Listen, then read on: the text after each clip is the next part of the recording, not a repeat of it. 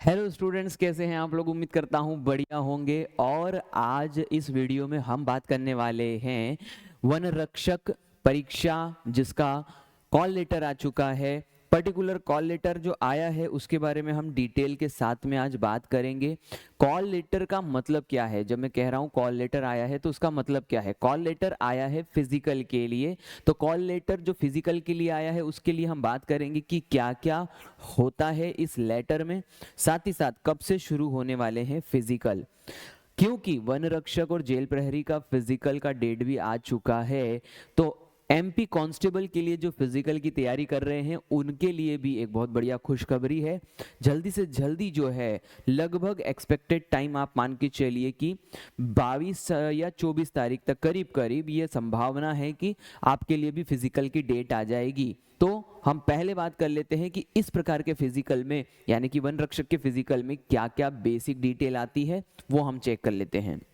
सबसे पहले हम बात करें कि कॉल लेटर किस तरीके से दिखाई देता है। तो यहाँ पर आप देख सकते हैं सबसे ऊपर लिखा हुआ है कॉल लेटर, इसीलिए मैं इसे इतनी देर से कॉल लेटर कह रहा हूँ। Call letter Madhya Pradesh one विभाग भर्ती वर्ष 2022-23। अब किसके द्वारा जारी किया गया है? वन मंडल अधिकारी, सामान्य वन मंडल, खंडवा, जिला खंडवा, मध्य प्रदेश। क्योंकि यहाँ पर हम खंडवा में हैं, जिसका कॉल लेटर आया है वो हमारे ही स्टूडेंट हैं और उन्हीं का मैं ओरिजिनल कॉल लेटर बता रहा हूँ, इसीलिए मैंने उनकी पर्सनल डिटेल को हाइड कर लिया है।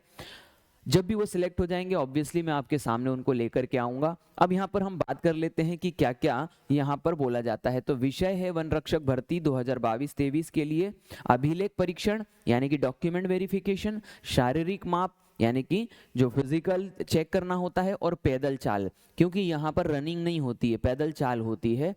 तो यहाँ हम पैदल चाल की डिटेल देखेंगे। इसके बाद में संदर्भ क्या है? प्रधान मुख्य वन संरक्षक एवं वन बल प्रमुख शाखा प्रशासन, वन भवन, तुलसी भवन, लिंक। ये पूरा रोण दिया है कि संदर्भ यानी किसने यहाँ पर जारी करा है।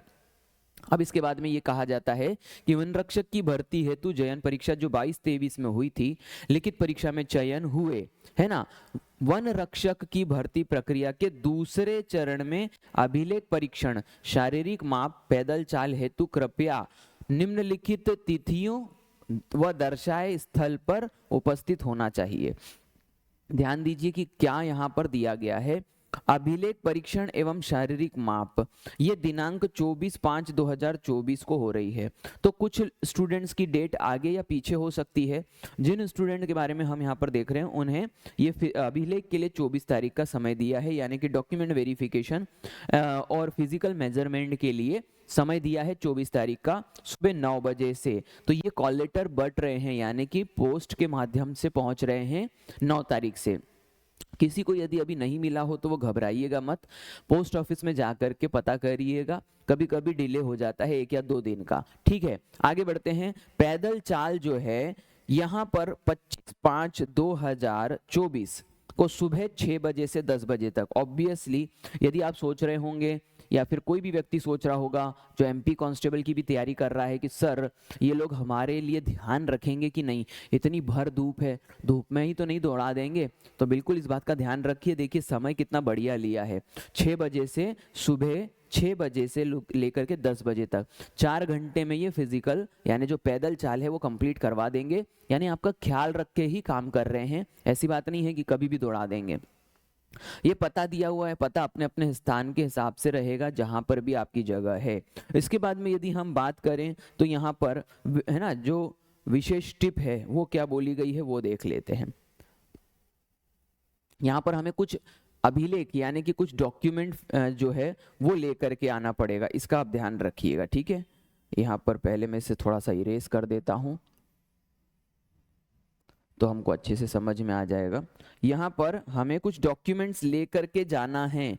और क्या क्या डॉक्यूमेंट होते हैं देखो, इस बात को आप ध्यान रखो कि कोई भी स्टूडेंट हो, चाहे वो एमपी कांस्टेबल की तैयारी क्यों ना कर रहा हो, है ना, या फिजिकल की तैयारी क्यों ना कर रहा हो, वो इस चीज को ध्यान से देखे। ये नहीं कि वन रक्षक का है तो सिर्फ हमको नहीं देखना है, आप इस बात को ध्यान से देखिएगा क्योंकि आपको भी इसकी जरूरत पड़ सकती है। तो यहाँ पर आपसे क्या क्या मांगा गया वो ध्यान दीजिए। मध्य प्रदेश अभिलेख यानी डॉक्यूमेंट वेरिफिकेशन और शारीरिक माप उपस्थित होने की दिनांक को आपके द्वारा कॉल लेटर के साथ में निम्न अभिलेख होना आवश्यक है। क्या क्या होना चाहिए? मध्य प्रदेश कर्मचारी चयन मंडल भोपाल द्वारा लिखित परीक्षा हेतु जारी एडमिट कार्ड, कॉल लेटर। ये ध्यान दीजिए, आपका जो पुराना एडमिट कार्ड है वो आपको सहेज के रखना होता है। तो अभी यदि आपको नहीं मिल रहा हो तो अभी से ढूंढना शुरू कर दो, ये बहुत बड़ी चीज है।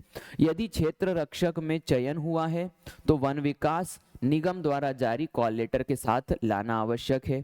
ईएसबी द्वारा जारी लिखित परीक्षा परिणाम, जो परीक्षा परिणाम लिखित का आया था उसका भी आपको फोटोकॉपी लेके जाना है।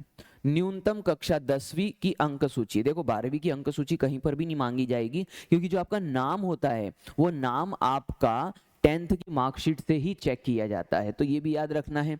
जाति प्रमाण पत्र, निवास प्रमाण पत्र, भूतपूर्व सैनिक होने पर प्रमाण पत्र जिस पर लागू हो, और आर्थिक रूप से कमजोर जो ईडब्ल्यूएस होता है में प्रमाण पत्र। तो जो भी ईडब्ल्यूएस से जिन्होंने भी ये फॉर्म भरा है और वो सिलेक्ट हुए हैं फिजिकल के लिए, वो ये कम से कम इतने डॉक्यूमेंट्स लेकर के जाइएगा। अभी देखते हैं और भी डॉक्यूमेंट है, इतने जल्दी ये खत्म नहीं होने वाला है। इसके बाद में होमगार्ड सैनिक होने की स्थिति में ईएसबी द्वारा परीक्षा संचालन एवं भर्ती नियम 2023-24 के साथ प्रारूप 4 में प्रमाण पत्र जिस पर लागू हो। होमगार्ड सैनिक के हिसाब से यदि कोई है तो उसको ये चीज लागू होगी। मध्य प्रदेश राज्य के रोजगार कार्यालय का जीवित पंजीयन, ध्यान देना, बहुत सारे स्टूडेंट्स क्या करते हैं कि जीवित यानी कि जो प्रमाण पत्र होता है रोजगार कार्यालय से जो मध्य प्रदेश में आवश्यक होता है, यदि हम मध्य प्रदेश की कोई भी एग्जाम भर रहे हैं तो ये नए स्टूडेंट यदि देख रहे हैं तो उनके लिए मैंने डिटेल बता दी कि क्या क्या उनको आवश्यक होता है। नए स्टूडेंट्स भी इससे बहुत कुछ सीख सकते हैं आगे के लिए। उन्हें अपना पंजीयन मध्य प्रदेश के किसी भी जो कार्यालय है वहां पंजीयन करवाना पड़ेगा, ठीक है। पहचान हेतु वोटर आईडी, ड्राइविंग लाइसेंस चलेगा, बैंक पासबुक चल जाएगी, आदि में से कोई एक लाना आवश्यक है। इसके अलावा आधार कार्ड लाना अनिवार्य है। देखो आधार कार्ड तो कॉमन हो गया, दाल में नमक जैसा हो गया, कहीं पर भी डलेगा ही डलेगा। इसका मतलब आधार कार्ड तो आपको चाहिए ही चाहिए, उसके अलावा भी आपको ये एक एक्स्ट्रा एडमिट आईडी कार्ड लेकर के जाना है। अनुसूचित जाति, अनुसूचित जनजाति, अन्य पिछड़ा वर्ग अभ्यर्थी यात्रा भत्ता हेतु परीक्षा संचालन एवं भर्ती नियम 2022-23 के साथ प्रारूप 2 जानकारी लाना आवश्यक है। प्रारूप 2 क्या दिया है मैं बता दूंगा आपको। 4 कलर फोटो जो है वो आपकी कलर्ड फोटो लेके जाना है, पासपोर्ट साइज। 26 जनवरी 2001 के बाद तीसरी संतान होने की स्थिति में वचन पत्र, यानी कि यदि किसी मैरिड पर्सन ने ये फॉर्म भरा हो और 2001 के बाद उनकी कोई तीसरी संतान हुई हो तो उन्हें वचन पत्र लेके आना है। ये सारी की सारी डिटेल जो है हमें इस पर्टिकुलर चीज में मिलने वाली है। इसके बाद में प्रारूप क्या आता है वो देख लीजिए। प्रारूप इस प्रकार से आता है कि मध्य प्रदेश वन विभाग वन रक्षक भर्ती 2022-23 हेतु अभ्यर्थियों द्वारा भरा जाने वाला है ना अंडरटेकिंग। अंडरटेकिंग क्यों मांगते हैं? देखिए आप फिजिकल की तैयारी कर रहे हैं, फिजिकल कर रहे हैं और उस फिजिकल के दौरान यदि कुछ भी होता है तो कहीं ना कहीं उनकी जिम्मेदारी ना बने, यानी प्रशासन की जिम्मेदारी ना बने, इसलिए वे अंडरटेकिंग भरवाते हैं। ये अंडरटेकिंग में क्या क्या लिखा रहता है? मैं, यानी यहाँ पर व्यक्ति का नाम आएगा, उसका रोल नंबर आएगा और शपथ पूर्वक यह कथन करता हूं कि आज दिनांक को वन रक्षक परीक्षा 2022-23 हेतु 25 किलोमीटर पुरुषों, यानी कि जो मेल कैंडिडेट होंगे उनको 25 किलोमीटर पैदल चलना है। इसीलिए मैंने कहा था ये रनिंग नहीं है। और यदि फीमेल कैंडिडेट हैं तो उन्हें 14 किलोमीटर जो है वो चलना है। तो 25 किलोमीटर और 14 किलोमीटर निर्धारित समय में चलना है ना। निर्धारित पैदल चाल स्वेच्छा से कर रहा हूं और इसके लिए मैं पूरी तरह शारीरिक रूप से एवं चिकित्सीय दृष्टि से योग्य हूं। अपने आप को बताना है प्रशासन को कि मैं फिट हूं, यहाँ पर फिट आया हूं। ये बात आपको अंडरटेकिंग लेनी है ना। यदि मुझे इस पैदल चाल के दौरान कोई शारीरिक कठिनाई होती है तो इसकी सूचना स्थल पर उपस्थित डॉक्टर को दूंगा या दूंगी, अन्यथा किसी भी प्रकार के परिणाम के लिए मैं पूरी तरीके से जिम्मेदार हूं, रहूंगा या रहूंगी। इस पैदल चाल के दौरान होने वाली किसी भी प्रकार की दुर्घटना हेतु पूर्ण जिम्मेदारी मेरी होगी। इसमें वन विभाग के किसी अधिकारी कर्मचारी का उत्तरदायित्व नहीं होगा। यानी कि यहाँ पर सिंपल सी बात है, आपको अपने लिए जिम्मेदारी लेकर के यहाँ पर पार्टिसिपेट करना है। हस्ताक्षर आ जाएंगे, नाम, रोल नंबर, पता, मोबाइल नंबर, स्थान देना। तो इस तरीके से ये डिटेल के साथ में आपको लेकर के जाना है सारी चीज़ें, पूरी चीज़ें। और एक बार लिस्ट आप बना लीजिएगा और लिस्ट बनाने के बाद में चेक कर लीजिएगा। नंबर 2, जिन लोगों ने मध्य प्रदेश जो पुलिस कांस्टेबल के लिए फिजिकल की तैयारी कर रहे हैं, वो अभी जो मैंने डॉक्यूमेंट्स बताए हैं उनकी लिस्ट बना लीजिए, एक एक करके टिक लगाते जाइए और पूरी तरीके से तैयार करते चले जाइए। एन वक्त पे यदि आप काम करोगे तो बहुत बड़ा लॉस हो सकता है, क्योंकि ध्यान दो, आपने बहुत बड़ी चीज़ हासिल कर ली है, यानी कि आपने रिटर्न निकाल लिया, इतने लोगों को पीछे पछाड़ दिया है।